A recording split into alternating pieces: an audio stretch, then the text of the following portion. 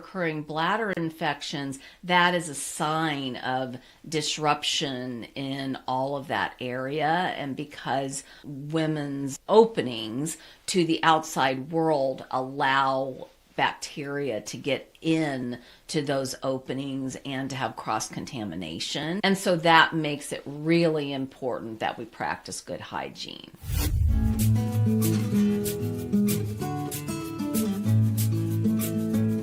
Welcome to the Let's Talk Toxins show. Let's talk about something that many of us have experienced but few want to discuss. Bacterial vaginosis, or vaginal health, essentially. Bacterial vaginosis is sometimes referred to with an acronym, BV, and that's what we'll use as we continue on here today. But just know that I get you. This is an unwelcome visitor that disrupts things down there, causing discomfort and frustration. So if you're struggling with BV or any other disturbance with your vaginal health and looking for a natural approach to restore a healthy balance, then you'll want to stick around for this episode. And make sure you stay to the end where I answer questions from women just like you. And if you're new here, I'm Dr. Gayla Gorman, a licensed acupuncturist, naturopath, and author of What's Your Kryptonite? I wrote the book to help women understand the effects of chronic stress that's turned toxic. In the book, I share the MOLT method I developed to make it easy to shed stress, along with the accumulated toxicity, just like any other creature in nature that's outgrown its trappings. Many women find their way to me after trying everything to deal with their annoying symptoms. You may feel like you've learned way more than you ever wanted to know about health and still aren't healthy. It's time for a different approach. Symptoms are directly related to stress, but stress isn't easy to master, and it isn't going away. If you're ready for a new approach that will lead to stress mastery, I highly recommend my MOLT membership. It's perfect for those who have a strong sense they're missing something important. That's the key to optimal wellness. In my membership, we apply the MOLT method I developed. MOLT is an acronym: M for mindset, O for order, L for lifestyle, T for toxins. It's designed to help you shed stress, cruise through midlife symptom-free, and end issues like chronic fatigue, insomnia, and even weight gain. Join us and turn your knowledge into real change. The next segment is what I refer to as toxin trends. So in this segment, I share information from research studies related to toxicity. And the T in MOLT, as I mentioned a moment ago, stands for toxins. I can say with confidence that every symptom is caused by accumulated toxicity. I evaluate 12 categories of toxicity when I'm working with someone to unravel a health mystery. Our world is full of man-made substances that our bodies were not designed to deal with. Couple this toxicity with an overwhelming amount of toxic stressors the body was designed to manage, and it's no wonder women find themselves playing whack-a-mole with symptoms. So this report is an example of a toxin trend. It is talking about a study in Canada. They're referring to it as a One Health approach to combat antimicrobial resistance, or AMR. And they're addressing it as a major health threat that requires coordinated action across different species, including human and animal species. They also are addressing environmental factors across many health sectors. So this integrated strategy aims to preserve the effectiveness of antimicrobials that we really rely on. Even hand sanitizer is a good example. These are used to reduce the spread of AMR. So disease was typically isolated to one species, but we've seen evidence that boundaries are being breached with some microbes, and certain things that we used to think were only common to the animal species are now sometimes being found with the human population. Think bird flu and vice versa. So this makes the work to address AMR really critical. Some of the key components of Canada's One Health approach is this action plan that is a 5-year framework to coordinate nationwide efforts. It calls for greater collaboration and action across various sectors to tackle AMR effectively. Canadian researchers are working on innovative solutions like studying infection diagnosis practices, even examining livestock infections and developing new antimicrobial options. The One Health strategy emphasizes cooperation between human, animal, and environmental health sectors to promote responsible antimicrobial use while addressing challenges across different fields. So this brings me to really point out that many of us have become really accustomed to using something as simple as hand sanitizer regularly. But just know that it's good for our immune system to have to deal with some of these pathogens on a regular basis. Our immune system should be constantly educating itself.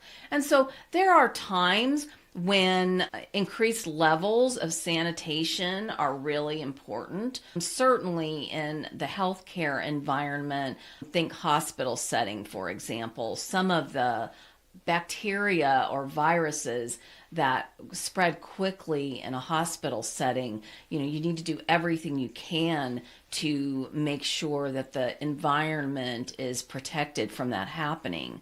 But just generally, in your own home and in your own environment, just know that you really shouldn't be afraid to allow your immune system to educate itself. But this study is really increasing efforts to expand and integrate AMR, and they are wanting more antimicrobial use, but I can tell you that if we use antimicrobials more broadly, we're going to just see more signs of resistance accumulating. So just know that this includes all environments, and we really need to understand better the transmission pathways. If we understand how the transmission is happening, then it's easier to interrupt that process. The Canadian government is committed to leading these AMR efforts by providing the governance, funding, and phased implementation of the strategies. This flexible approach that they're using allows for adjustments based on emerging evidence and the challenges that are faced regularly. We're always hearing about some new virus or bacteria that we're trying to get our arms around to keep it from spreading. So we want to make sure that we're making sustainable and continued progress. By adopting the One Health approach, Canada aims to protect the health of their people, animals, and the environment. And since they are our direct neighbors, anything that they do will most likely benefit us as well, and maybe inspire us to follow in their footsteps if it makes sense. So just know that mitigating the growing threat of AMR is a worthy example of how we can deal with these toxin trends and reduce the overall toxicity that our bodies are trying to manage. Chapter 12 in my book, What's Your Kryptonite, is dedicated to helping readers manage what I refer to as tricky toxins. Our bodies are bombarded with toxicity, so we have to learn to manage it. Just comment tricky toxins and we'll send you a link where you can download the chapter for free. If commenting isn't convenient, go to drgala.com/links and sign up for my Wellness Weekly newsletter.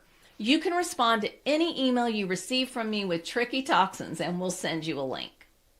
So my next segment I refer to as walking my talk. And in this segment, I'm opening the kimono to share how I was challenged to apply my suggestions. I'm walking my talk, and here's an example. Every suggestion you'll hear from me has been tested in the trenches. That includes saying no to symptom suppression. Over the past 4 decades, I've developed processes that work sustainably. Typically, it requires a combination of approaches that I've synthesized to address the health issues that show up repeatedly for many women. I deal with the same issues you do and regularly have opportunities to walk my talk. So as I transitioned into menopause, I began experiencing signs of disruption, and those signs included a persistent bladder infection, and then that led to vaginal dryness. And so this issue of vaginal health that we're talking about today is something that I've definitely had to deal with myself. And it is troubling. Fortunately, I knew better than to turn to conventional treatments like antibiotics and stuck with it until I figured it out. But boy, it was not easy. The experience really reinforced the importance of addressing underlying factors like stress coupled with hormonal shifts before resorting to quick fixes. It also highlighted the power of simple lifestyle changes and natural remedies to improve vaginal health. So we're going to talk more about that as we continue here in this episode, but just know that when you have recurring bladder infections, that is a sign of disruption in all of that area. And because women's openings to the outside world allow bacteria to get in to those openings and to have cross-contamination. And so that makes it really important that we practice good hygiene. So I continue to integrate stress management strategies and natural remedies. Again, I'm walking my talk.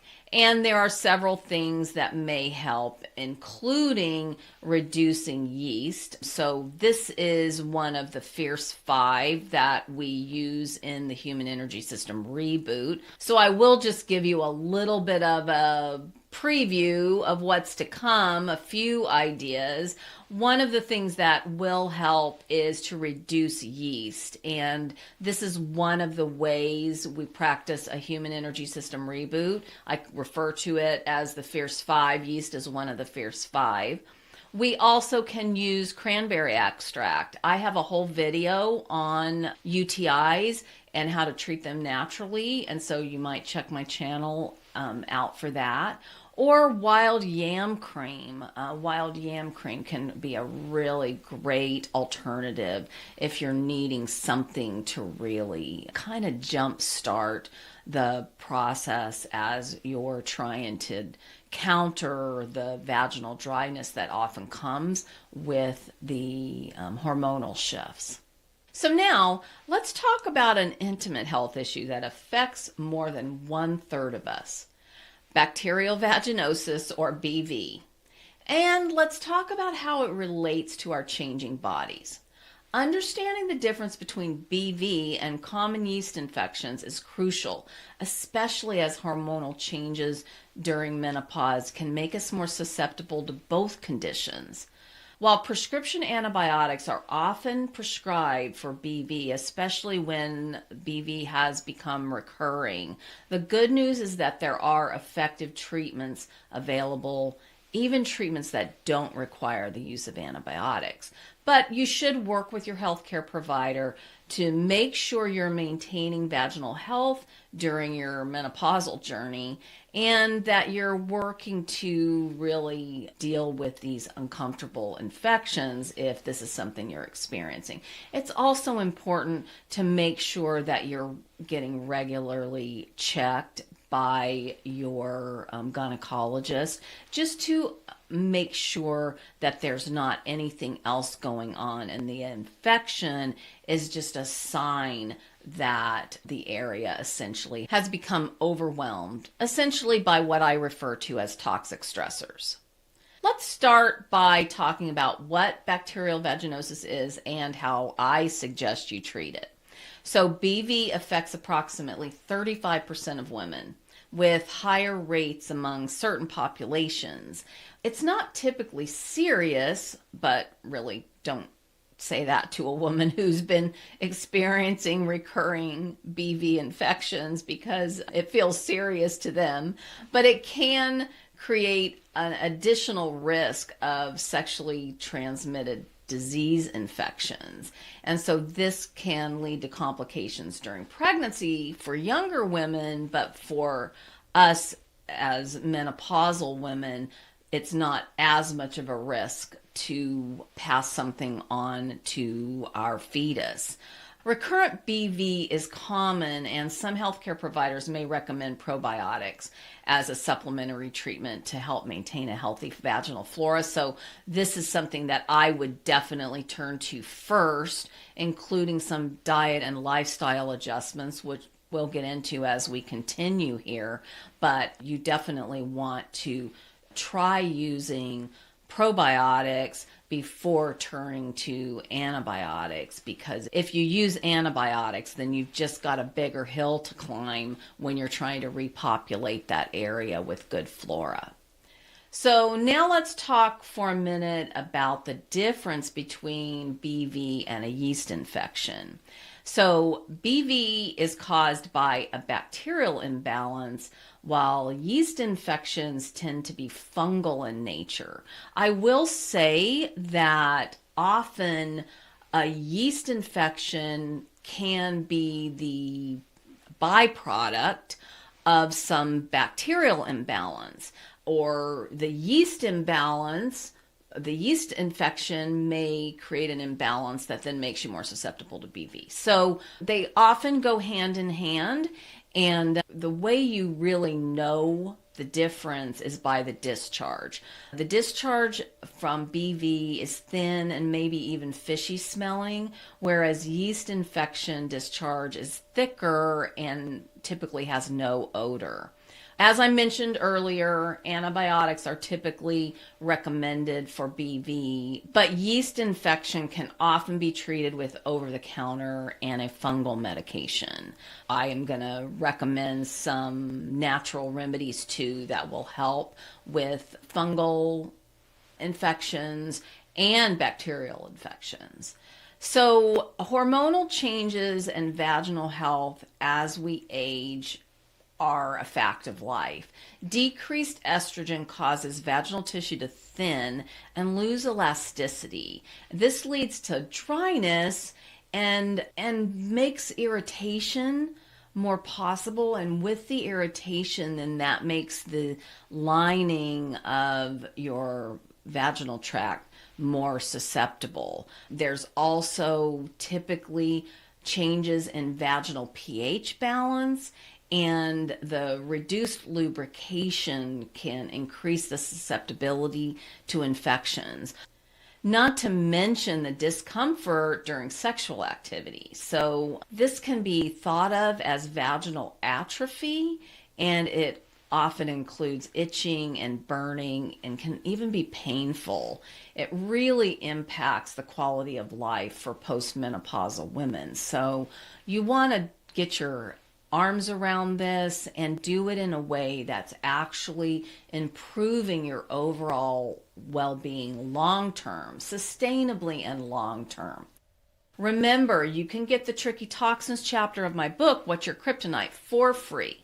Just comment Tricky Toxins and we'll send you a link where you can download the chapter. If commenting isn't convenient, go to drgayla.com/links and sign up for my Wellness Weekly newsletter. You can respond to any email you receive from me with Tricky Toxins. Now let's continue with a couple of simple ways to manage the toxic stressors that affect your vaginal health long term. Chronic stress affects more than just our mood. It can actually increase our susceptibility to BV. But here's the good news. Even small changes can go a long way in reducing stress and supporting a healthy vaginal environment. And don't forget, when I'm done, drop a comment to share any insights and what you're thinking of trying and why. Or if you're not comfortable dropping a comment, especially with a subject like this, just sign up for my Wellness Weekly newsletter and reply to any email you receive from me if you don't want to comment. So how do we restore vaginal pH balance? And will that really make a difference? I will say that the changes in vaginal pH balance are really the contributing factor, maybe the first domino to fall for all of these other issues. And there are supplements that will help to restore vaginal pH. First, we've mentioned this previously, but it bears repeating, probiotics. And so I actually use my bioenergetic scanning system to test for the appropriate probiotics to best rebalance the energy here, but you can use most likely any probiotic. You can take that orally, but you can even use suppositories that go into the vaginal area and go directly to where they're needed most. And again, to remind you about what I refer to as the Fierce 5, eliminating or significantly reducing the Fierce 5. This is one of the 7 ways we initiate a human energy system reboot. And yeast is not your friend if you're experiencing these kind of fungal or bacterial infections. And so yeast shows up in a lot of different ways. If you're turning to alternative grains, many times there's more yeast in baked goods that are made with alternative grains. So you may find that you really need to eliminate most grains to really reduce the yeast. Also, if you enjoy a cocktail or 2 or 3, really make sure the alcohol that you're consuming is low in yeast and isn't contributing to the problem. So how do you get rid of recurring BV?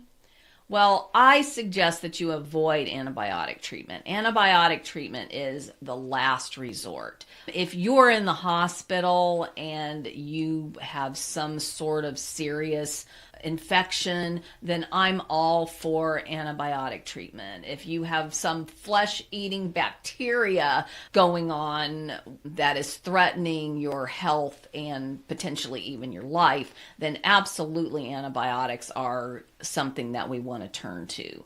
But we really want to make sure that we avoid antibiotics unless they're absolutely necessary. They're often prescribed for BV, but they really may make matters worse long term. Maintaining proper vaginal hygiene, including avoiding douching and using mild soaps, can help prevent BV occurrence. So one of the things that women tend to turn to is douching to just kind of eliminate that discharge and even the odor. And I will say that if you are using something like that, you are really causing more harm than good. If you need to douche, then it's really important that you use some sort of healthy, all natural substance essentially. And I wouldn't be doing it daily, maybe once a week, or if you really have a flare up. And so you really want to try to keep as many chemicals away from that area as possible. And you want to be wearing cotton underwear and making sure that you're washing them with very low chemical laundry detergent and other things. And stay away from the dryer sheets. Those are very toxic and can really create problems, not just with vaginal health. It's also important that if you're having this kind of problem, you use condoms during sexual activity, but hopefully you'll be able to just really get this problem under control with probiotic supplements and some of these lifestyle adjustments, including stress management. I would even recommend my human energy system reboot. If you go to drgala.com/links, you can find a link to go check that out. And that will really help to reduce the overall stress that your body is trying to manage. That's then making it ripe for something like BV or even a yeast infection to kind of gain some momentum. So supporting a healthy vaginal microbiome will really reduce the risk of a recurrence of BV. The next segment I refer to as Ask Away, and this is where I answer your questions. The answers I give to questions I receive quite often apply to and would be helpful for most women. I've accumulated a few related questions and I'll answer them in this segment. Again, this is what I refer to as Ask Away. If you'd like to ask a question, I created a form so that it's sure to get answered. And your question could be shared in a future episode helping many other women. So comment question and we'll get you a link to the form. If commenting isn't convenient, go to drgayla.com/links and sign up for my Wellness Weekly newsletter. You can respond to any email you receive from me with question and we'll send you a link. How do hormonal changes in women over 50 affect the risk of bacterial vaginosis developing? Well, declining estrogen levels during menopause change the vaginal pH balance essentially from acidic to basic. And this creates conditions where these harmful bacteria can thrive. And so if you're researching pH, just know that the vaginal pH is designed to be a different sort of balance than what we find in our blood or urine. And so it's really important every area of our body may have its own natural pH balance that protects it essentially. So as the hormonal shifts are happening and our pH is shifting in a way that isn't what was intended to protect that area, it makes it more vulnerable. So this drop in estrogen causes the vaginal tissue to thin, and then it breaks down, and it then also has less natural lubrication.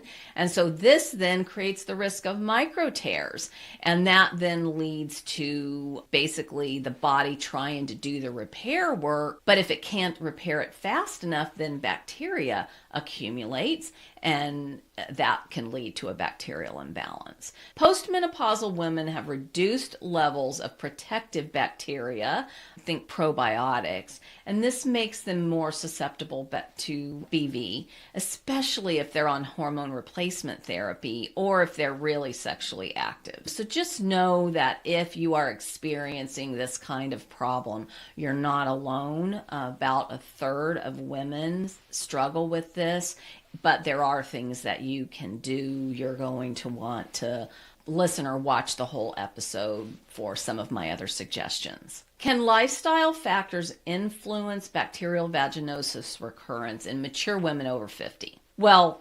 absolutely. Stress is one of the biggest factors that leads to any sort of toxicity taking the opportunity to proliferate essentially. So we want to make sure that we keep stress in check.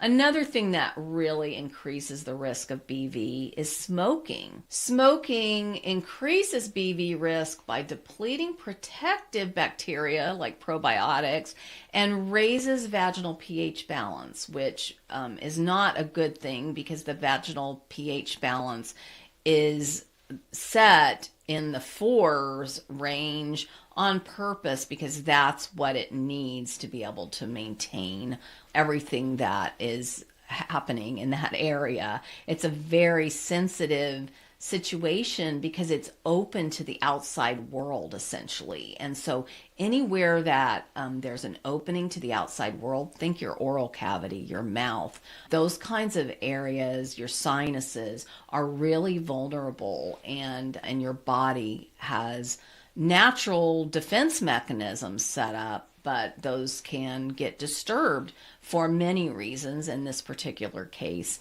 menopause and the changes in hormones can definitely contribute to that.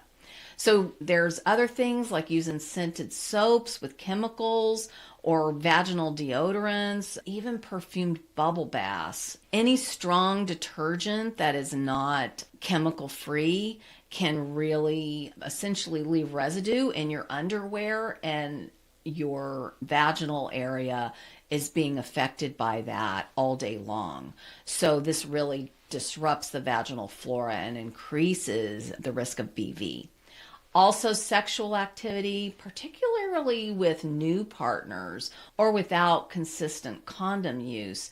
Just imagine that if you have sex with the same person repeatedly, your body has essentially developed its immune system to deal with the kinds of pathogens essentially that are coming into your body from that particular partner, whatever their microbiome essentially is. But when we have sex with a new partner, we're having new pathogens introduced, and that can basically create risk. Also, there's the risk of just overactivity essentially and creating injury, micro tears, and that healing crisis can create a bacterial overgrowth that then can get out of hand very quickly if we're not doing things to mitigate it.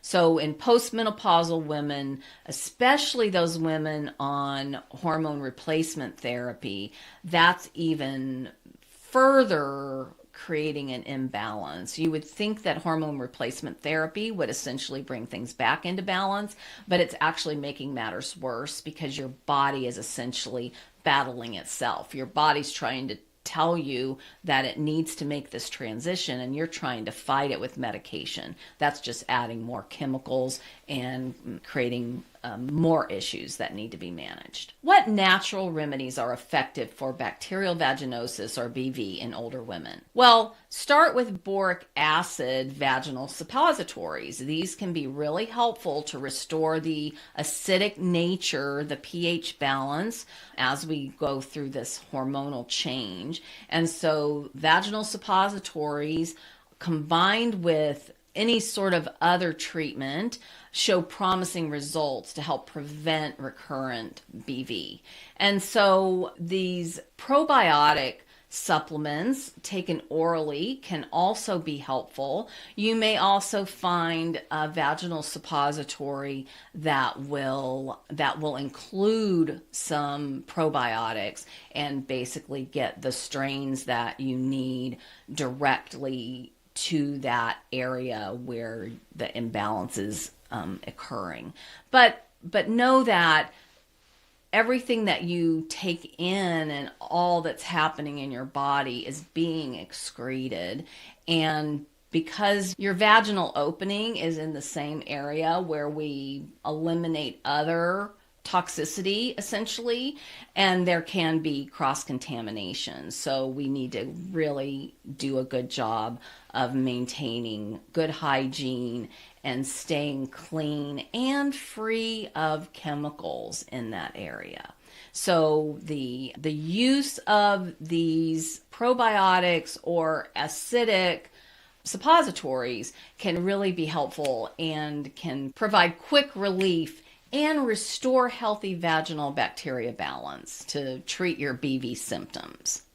So a couple of other things you might try to really help with this overall buildup of toxicity that you've got going on is vitamin C supplements. This could help to improve your vaginal pH balance and increase the beneficial bacterial. So vitamin C is a wonderful antioxidant and really will help your body just to clean out a lot of the toxicity systemically, essentially. So this can be supportive as well. How can mature women prevent bacterial vaginosis through proper vaginal health care? So BV is often started by just some unwitting lack of attention to hygiene.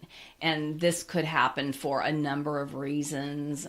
Just think that it's summertime potentially, and you're very hot and sweaty, and you basically spent all day in damp, sweaty underwear.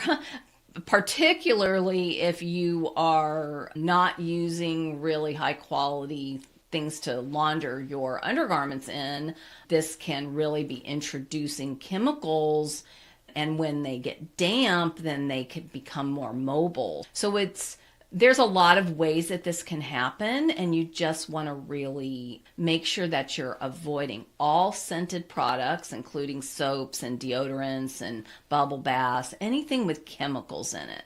You want to wash only with warm water, or really use high quality, all natural soaps. And again, there are other things that you can do, like taking probiotic supplements orally, contain lactobacillus strains to help maintain healthy vaginal bacteria balance. You may also be able to use a vaginal suppository that is a probiotic that will get the needed bacteria, the needed healthy, good bacteria to the area where it's needed most. You really want to make sure that you're wearing breathable cotton underwear, particularly moisture wicking that dries quickly. Avoid tight clothing and use gentle, unscented detergents. I use 7th generation detergent and fabric softener. I do not recommend laundry sheets. Those tend to really add toxicity. So if you do like to use some fabric softener, make sure it's a really healthy fabric softener, as healthy as you can get. Again, I use 7th generation, which is free of chemicals, and that will go a long way to reducing the toxicity that your delicate vaginal area is trying to manage. How does bacterial vaginosis, or BV, affect intimate relationships in women over 50? Well, nearly half of postmenopausal women with BV report that it negatively affects their sexual relationships.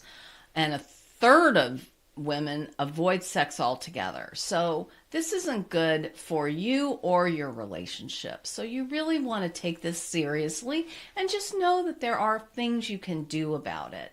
Women commonly feel embarrassed, ashamed, and even self-conscious about these BV symptoms, and they're particularly concerned that there may be some odor that others might even smell. And over half of postmenopausal women with BV report that they really can't even relax and enjoy sex due to these symptoms. So this is no way to start your journey through midlife, basically having your intimate life with your partner interrupted. And so you really want to take BV seriously and make some lifestyle adjustments. I recommend watching the entire episode and taking some of my suggestions to heart, and just know that BV is manageable, and we start by reducing stress. Remember, if you'd like me to answer your specific question, make sure to comment question and we'll send you a link to the submission form. You'll want to subscribe to the channel notifications to get regular update. And that's a wrap for this episode. This has been the Let's Talk Toxins show. Make sure you subscribe to my channel on YouTube and activate the notifications. You'll get a reminder when I'm going live next. Until then, be well.